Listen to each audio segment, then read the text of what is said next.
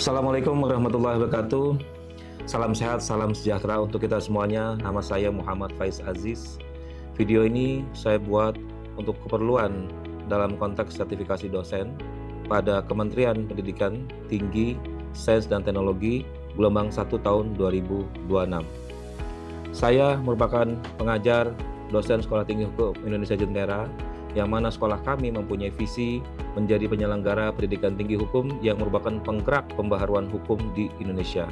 Mata kuliah yang saya ampu adalah hukum ekonomi. Hukum ekonomi membahas dan mendiskusikan berbagai hal yang berkaitan dengan hukum di bidang kegiatan ekonomi, yang juga cakupannya adalah soal kedudukan hukum ekonomi dalam ilmu hukum, kemudian politik hukum ekonomi di Indonesia, dan berbagai macam aktivitas ekonomi yang menjadi bagian kerangka dari hukum secara umum, termasuk di bidang perizinan berusaha, penanaman modal, lingkungan hidup, korporasi, persaingan usaha, sampai dengan penyelesaian sengketa dalam kegiatan ekonomi. Capaian pembelajaran dari mata kuliah hukum ekonomi ini adalah menjelaskan ruang lingkup hukum ekonomi dan kedudukan ekonomi dalam sistem hukum Indonesia, menjelaskan institusi yang berperan dalam menjalankan hukum ekonomi, menjelaskan hubungan hukum, peraturan, dan regulasi dalam kaitan pembentukan peraturan perundang-undangan di bidang ekonomi, menjelaskan hukum terkait dengan aspek lingkungan hidup dan hak asasi manusia, menjelaskan politik hukum ekonomi dan kepentingannya dalam penyusunan pembentukan produk hukum, menjelaskan implementasi hukum ekonomi dalam operasionalisasi dan transaksi bisnis, menjelaskan kontribusi hukum ekonomi dalam kaitan dengan arah reformasi hukum ke depan.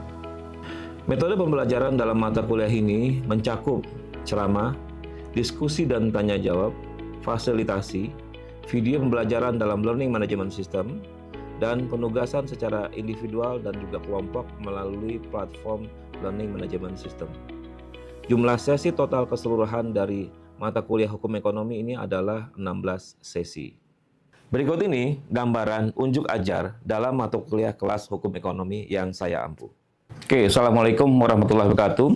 Selamat sore, salam sehat, salam sejahtera untuk kita semuanya. Om Swastiastu, Namo Buddhaya, Shalom, dan salam kebajikan.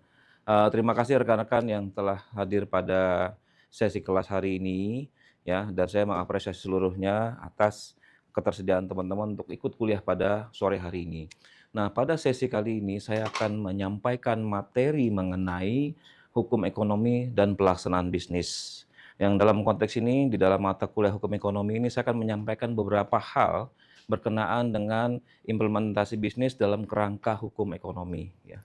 Kalau teman-teman mungkin ingat pada mata kuliah terdahulu, ya, bahwa ini ada kedudukan hukum ekonomi dalam ilmu hukum, ya, di mana dari sisi ilmu hukum kita terbagi menjadi dua, hukum publik dan hukum privat. Ya. Dan hukum publik itu terdiri dari hukum pidana, tata negara, dan juga administrasi negara. Kalau teman-teman sering mendengar di media ahli HTN atau pengajar HTN, maka dia menjadi salah satu rumpun dari hukum publik. Tapi kalau yang sisi sebelah sini adalah hukum privat, yang kemudian turun menjadi hukum perdata, yang mana ini berhubungan dengan soal orang, benda seperti tanah, mobil, ya, dan sebagainya. Kemudian jaminan, perikatan, dan perjanjian. Nah, di manakah letak hukum ekonomi? Hukum ekonomi itu dia berada dalam dua rumpun hukum yang berbeda, tetapi mereka bisa dikatakan banyak korelasi dengan hukum bisnis. Dan yang mana hukum ekonomi dia juga diatur dalam hukum publik dan juga dalam hukum privat. Dan hukum bisnis punya relasi dengan berbagai macam sektor, termasuk e-commerce, ya, hukum perusahaan, hukum perbankan dan sebagainya, ya, hak kekayaan intelektual, persaingan usaha, perburuhan atau ketenagakerjaan, dan tentu saja perlindungan konsumen. Yang mana ini sebetulnya adalah sesuatu yang related dengan kehidupan kita sehari-hari, ya, yang kita juga mungkin tidak menyadari bahwa kita juga sering melakukan hal-hal demikian, walaupun yang sifatnya mungkin kecil, gitu ya. Nah, kalau kita gambarkan dalam konteks relasional ini antara hukum privat, internasional, pidana, dan HTN, maka hukum ekonomi dia mencakup keseluruhan ini. Yang mana dia juga punya aspek hukum internasional, karena bagaimanapun transaksi bisnis tidak hanya selalu nasional. Ekspor impor merupakan transaksi bisnis internasional. Ada aspek hukum yang melandasi dari transaksi yang bersangkutan. Masuk pidana jikalau memang ada pelanggaran yang menjurus kepada pidana. Misalnya yang berhubungan dengan apa? Berhubungan dengan pencucian uang misalnya. Ya, penggelapan uang perusahaan, berhubungan dengan pencucian uang, maka ada konsekuensi pidana dan sebagainya. Masuk ke hukum tata negara dan HAN berkaitan dengan bagaimana membuat atau merumuskan undang-undang di bidang perekonomian. Sedangkan masuk hukum privat atau hukum perdata, manakala misalnya antara Zahwa dengan Dery bertransaksi jual beli properti, ya, dan keduanya menyepakati harga dan barangnya, maka masuk ke ranah hukum privat karena ada hubungan secara dua arah atau dua hala. Sampai sini ada yang mau bertanya nggak kira-kira rekan-rekan? Ada hal yang mungkin belum paham atau terlalu cepat? Saya persilakan. Masih aman? Oke. Baik, saya akan lanjut ke slide berikutnya. Secara umum, bahwa hukum bisnis dulu dikenal dengan hukum dagang, dan hukum dagang merupakan kekhususan dari hukum perdata. Dan hukum dagang diatur dalam Kitab Undang-Undang Hukum Dagang, dan Kitab Undang-Undang Hukum Dagang dia turunan dari Kitab Undang-Undang Hukum Perdata. Dan secara karakter, ya, bahwa hukum bisnis basisnya adalah kontrak, perjanjian. Jadi siapapun bisa membuat perjanjian selayaknya sebagai undang-undang sepanjang tidak melanggar peraturan yang berlaku. Itulah yang disebut dengan kebebasan berkontrak. Dan secara karakter, dia bisa jalan hukum ekonomi itu meskipun tidak punya peraturan. Tanpa dasar hukum, dia bisa berjalan. Apa contohnya? Misalnya, kita mau jual beli kamera. Tidak ada undang-undang khusus yang mengatur jual beli kamera. Tetapi jual belinya diatur oleh undang-undang, tetapi kameranya tidak. Namun karena kamera merupakan menjadi barang bergerak, maka dia masuk ke kategori barang bergerak. Oleh karenanya kamera itu boleh diperjualbelikan dan diperdagangkan sepanjang tidak melanggar rambu-rambu yang ada. Itu contoh implementasi bagaimana karakter hukum ekonomi dia bisa berjalan walaupun tidak punya aturan yang baku. Contoh kedua, kalau kita lihat di sini adalah e-hailing atau ojol atau taksi online. Sekitar tahun 2015 terjadi demo besar, ya, yang dilakukan oleh para pengemudi ojol karena memprotes larangan adanya ojek dan taksi online, ya. Alasannya adalah bahwa pada waktu itu tidak ada dasar hukum dalam menyelenggarakan ojol. Padahal kalau kita flashback sehari-hari, yang namanya ojek itu muncul tanpa dasar hukum. Ketika orang membuat online, maka dia memfasilitasi, berinovasi, sehingga orang punya koneksi lebih luas lagi jangkauannya. Namun demikian, ketika masuk dalam ranah hukum publik, tentu yang harus kemudian diatur bukan larangannya, tetapi mengendalikannya. Kalau kita melarang, berarti kita tidak punya yang namanya ojek online. Kita tidak bisa memesan secara online untuk barangkali makanan, pengiriman barang, ya, dan juga mengantar diri kita sampai ke tempat tujuan. Ya, zaman dulu berkaitan dengan transportasi mungkin kita tidak punya pilihan yang bebas, tetapi sekarang adanya model seperti ini menunjukkan bahwa kita punya banyak opsi berkaitan dengan transportasi umum yang kita inginkan. Ada yang mau bertanya dulu mungkin sampai dengan di sini, terutama yang berkaitan kenapa sih kok sebuah transaksi bisa berjalan tanpa adanya dasar hukum terlebih dahulu? Ya, oke Bang Ajis, saya Riri ya, dari Angkatan 9. Saya sih pertanyaannya simpel sih Bang, cuman cukup rumit ya kalau kita tarik ke aplikasi di dunia kan gitu. Kayak sekarang kan kita udah banyak penekanan atau dilihat gitu ya untuk menciptakan RUU misalkan kerja gig gitu ya. Itu mungkin memang nggak ekonomi banget nih, tapi menurutku meskipun ini masuk ke tenaga kerjaan, tapi itu sangat beririsan sama hukum ekonomi, karena kan dia berurusan soal tenaga kerja dan bisnis gitu. Nah, sebenarnya kalau kita melihat konteksnya ojek online gitu, tanpa menyebut merek gitu di Indonesia, gimana sih Bang kita bisa melihat situasinya gitu? Karena ada yang bilang udah bener kemitraan, tapi kan faktanya nggak asimetris gitu loh. Kadang PT itu aplikator tuh terlalu mendominasi. Tapi kalau dibilang, tapi nanti kalau jadi pegawai, nanti kalian absen, nanti kalian begini, jadi jatuhnya malah kayak bukan merdeka gitu, kita jadi kayak pegawai, misalnya pegawai Gojek gitu. Jadi kayak gimana sih Bang kita ngelihatnya dinamika yang terjadi gitu terkait pekerja gig saat ini gitu. Oke, terima kasih Dery. Ini pertanyaan sangat menarik sekali ya berkaitan dengan rancangan undang-undang untuk pekerja gig ya. Kita bisa belajar sebetulnya dari Singapura dan Malaysia. Nggak usah jauh-jauh kita ke Eropa dan juga ke Amerika ya. Di negara jiran kita yang terdekat dengan kita, Singapura dan Malaysia sudah mengatur mengenai undang-undang yang berkaitan dengan pekerja gig.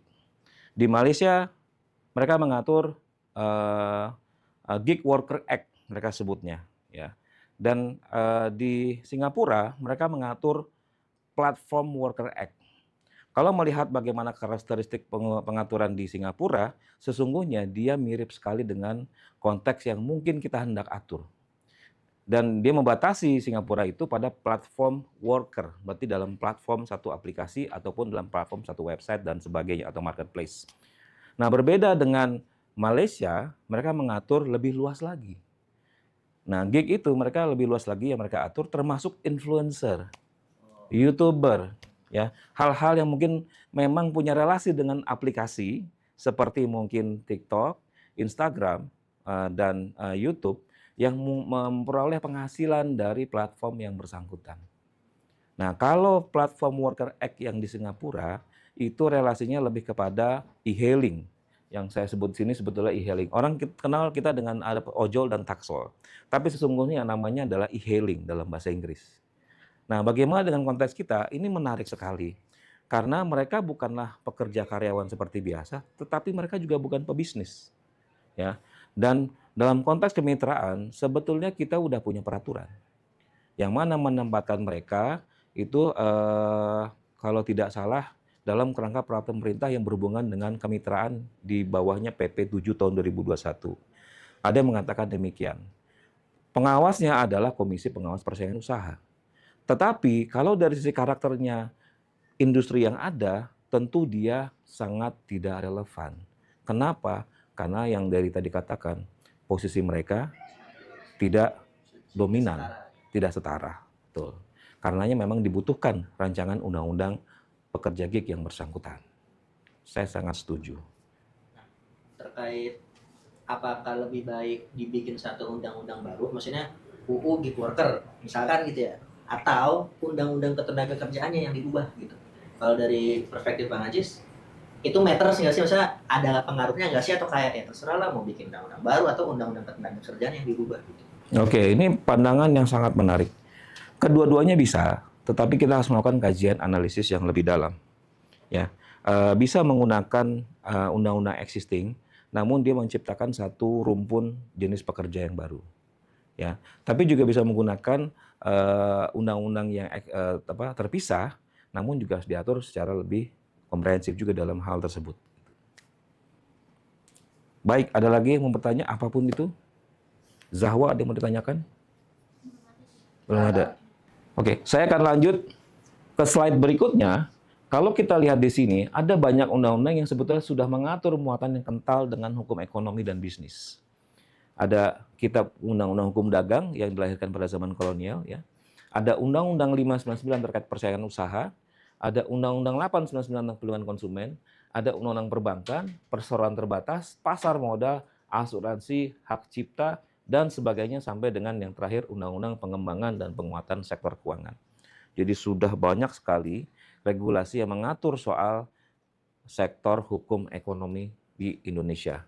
Saking banyaknya, kadang-kadang kita juga harus jeli dalam melihat bahwa setiap sektor juga, hampir setiap sektor punya undang-undang regulasi yang tersendiri. Termasuk dalam hal ini tadi yang disampaikan oleh Dery bahwa angkutan sepeda motor yang kita kenal dengan ojek, itu pertama kali muncul peraturannya di negeri ini adalah pada tahun 2019. Padahal kegiatan ojek itu dilakukan jauh sebelumnya. Mungkin sesudah kita merdeka, kegiatan itu ada. Tetapi kita bisa melihat, kegiatan itu bisa berjalan walaupun tidak ada dasar hukumnya. Karena dianggap sebagai sebuah kebiasaan dan praktik yang baik di masyarakat. Di sini ada yang dulu waktu kecil dititipkan oleh orang tuanya untuk ke sekolah pakai ojek langganan, tidak ada, gitu ya. Ya, kalau ada boleh ngacung, ya, tapi kalau nggak ada nggak apa-apa. Karena itu adalah praktek yang sebetulnya sudah berlaku. Di sini siapa yang dulu ke sekolah jalan kaki atau naik angkot? Naik angkot, naik apa? angkot Naik angkot. Oke, sendirian atau diantar? sendiri. Sendiri. Menurut kamu, angkot kira-kira ada aturannya nggak? Kalau pas lagi naik ya waktu itu ya naik aja gitu. Naik aja. Iya. Oke, Yang penting bayar, Bang. yang penting bayar. Nah, itu sebetulnya kalau dalam ranah hukum ekonomi ada transaksi, betul kan? Kita menggunakan jasa, lalu sang supir memberikan jasa, kita menggunakan jasa. Ya, ada take and give, ada pembayaran, ada jasa. Gitu. Nah, itu adalah bagian dari yang namanya hukum perdata. Tapi karena itu dia bagian sehari-hari sebuah kegiatan ekonomi, kita bisa masukkan sebagai hukum ekonomi. Karena dia juga berbicara punya dampak terhadap kegiatan ekonomi. Seperti itu. Ada lagi yang mau menyampaikan pendapat dan keluh kesah dan pertanyaan mungkin? Aci, silakan. Masih mengikuti aja dulu. Masih mengikuti. Oke, baik. Siapa lagi mau menyampaikan pendapat? Tidak ada. Baik, saya akan lanjutkan lagi. Nah, kalau tadi saya katakan bahwa hukum ekonomi itu bisa jalan tanpa dasar hukum, tetapi ternyata hukum juga punya aspek birokrasi dan kekakuan dan keluasan secara bersamaan. Nah, bagaimana bentuknya? Bentuknya adalah ketika berhubungan dengan perizinan berusaha. Sebagai contoh, sebuah warung toko kelontong, ketika dia kemudian membuka warung kelontongnya depan rumah, kira-kira idealnya punya ini nggak? Izin usaha nggak? Tidak perlu. Kenapa alasannya tidak perlu? Karena dia usaha sendiri maksudnya tidak ada izin dari siapapun, Bang. Usaha sendiri, Iya. tidak perlu ada izin dari siapapun. Iya, dan masih usaha kecil sih. Masih usaha kecil. Ada yang masih pendapat lain? Karena depan rumah. Jadi harta sendiri, properti sendiri, jadi tidak perlu izin. Satu lagi siapa yang mau berpendapat? Kira-kira warung kelontong perlu punya izin nggak? Zawa? Tidak. Oh, iya. Alasannya kenapa tidak? Karena kayak teman-teman yang lain karena dia di depan rumah kan, jadi di rumah dia sendiri, jadi ya itu milik dia gitu. Oke, itu milik dia. Baik. Kalau kita melihat dalam kacamata hukum, warung kelontong pun harus punya izin. Ya, dalam hukum penanaman modal atau hukum investasi, ada yang dikenal dengan yang namanya, saya akan tulis di sini sebagai KBLI, Klasifikasi Baku Lapangan Usaha Indonesia. KBLI ini punya kode-kode, ya, dan warung kelontong masuk dalam kode ini. Ketika dia sudah punya kode, sebetulnya konsekuensinya dia harus punya izin usaha. Tapi warung kelontong resikonya rendah, menengah, atau tinggi? Rendah. Berarti masuk kategori rendah. Kalau rendah, dia biasanya persyaratannya lebih ringan. Dan yang hanya dibutuhkan adalah berupa nomor induk berusaha atau NIB. Daftarnya mudah, buka website oss.go.id, register, login, kita sudah punya NIB. Secara hukum demikian. Tetapi dalam kehidupan bermasyarakat, kita tidak lepas dari kebiasaan juga sendiri. Saya yakin sebagian besar warung kelontong di Indonesia tidak punya dan tidak pegang izin. Apakah mereka ilegal? Kira-kira mereka legal atau ilegal dengan tanpa izin? Raya. Extra legal. Iya, nggak apa-apa. Apa? Ekstra legal. Ekstra legal. Mereka usahanya legal, ya, usahanya insya Allah halal dan legal, tetapi mereka tidak berizin. Ada yang mengatakan itu sebagai ekstra legal. Mereka sebetulnya menyelenggarakan perdagangan dengan barang-barang yang baik, bukan barang-barang yang dilarang, tetapi mereka tidak punya legalitas. Itulah yang tadi saya sebut dengan ekstra legal. Nah, dulu itu dituangkan oleh seorang ekonom Peru yang namanya Hernando de Soto. Jadi negara berkembang, termasuk Indonesia, banyak pelaku usaha yang memang mereka tidak pernah berizin. Tetapi apa yang mereka perdagangkan bukan barang-barang yang ilegal. Gitu. Baik, saya akan lanjut lagi.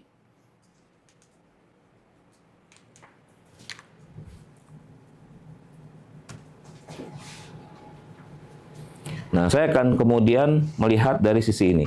Bagaimana bisnis beroperasi dari kacamata hukum. Bisnis itu biasanya dijalankan oleh perusahaan. Dan perusahaan itu sebetulnya punya siklus hidup dari lahir sampai dengan bubar. Sama seperti manusia. Kita lahir, kita jadi anak-anak, remaja, dewasa, dan kemudian menikah, dan hingga akhirnya punya keturunan, dan kemudian kita kembali ke alam yang dimiliki oleh Tuhan. Sama, bisnis demikian. Dari mulai pendirian, operasional, permasalahannya apa, sampai dengan pembubaran. Dan itu semua ada hukum yang mengatur. Kalau kita lihat di sini ada hukum perusahaan, perizinan, masuk ke sini ada lingkungan hidup, perburuhan, dan sebagainya. Dan semua diatur dalam kerangka hukumnya yang cukup besar. Ada berapa peraturan? Banyak sekali. Tetapi kita tidak selalu harus kemudian bersinggungan langsung, tergantung pada konteks perdagangannya. Gitu. Nah, itu mungkin yang hendak saya sampaikan secara singkat. Ada pertanyaan lagi dari rekan-rekan semua dan yang mau dikritisi dan tanyakan? Belum ada, tidak ada. Baik, dengan demikian maka kuliah kita telah berakhir. Saya berterima kasih kepada rekan-rekan semuanya yang telah hadir pada hari ini. Semoga apa yang disampaikan oleh saya bermanfaat buat semuanya, ya, dan bisa diimplementasikan dalam kehidupan kita sehari-hari. Akhirul kata, wabillahi taufik wal hidayah. Assalamualaikum warahmatullahi wabarakatuh. Selamat sore, salam sehat, salam sejahtera selalu buat kita semuanya. Demikian video presentasi ini kami buat untuk kepentingan sertifikasi dosen gelombang 1 tahun 2026. Semoga bermanfaat untuk kita semuanya.